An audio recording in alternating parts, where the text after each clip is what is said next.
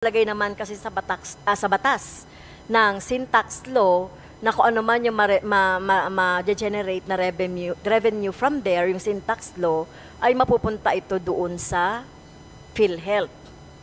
Tama po ba? Yes, tama po, Mr. Speaker. Oo. So, Madam Speaker.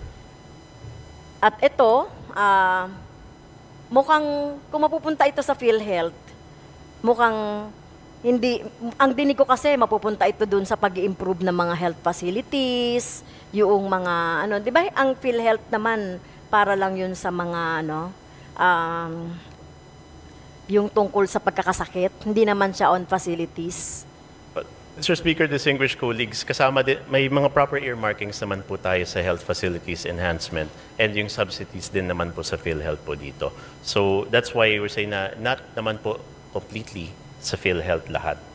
That's why it will also include para sa national government expansion of our hospitals and the expansion of other healthcare services po.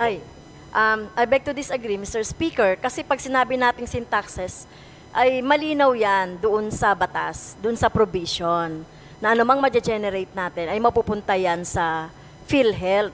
So, kung ano man yung ibibigay na subsidy, hindi ba?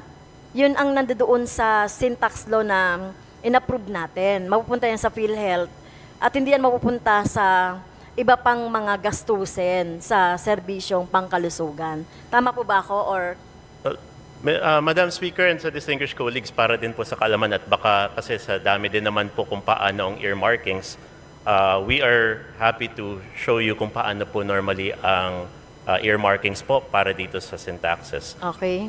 60% of the implementation goes to Republic Act 11223, otherwise known as the Universal Healthcare Act of 2019.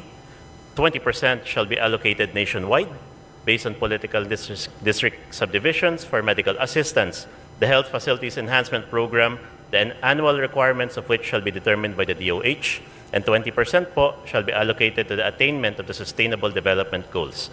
So, Madam Speaker and my distinguished colleagues, yung sa 36.8 billion pesos po natin na potential revenue, 60% po doon yung pupunta sa Universal Healthcare Act, 20% po doon ang pupunta sa Health Facilities Enhancement Program, at 20% naman po pupunta din sa ating Sustainable Development Goals. So, hindi lang po to sa PhilHealth, para din po sa DOH and yung mga ating Sustainable Development Goals, Madam Speaker, distinguished colleagues.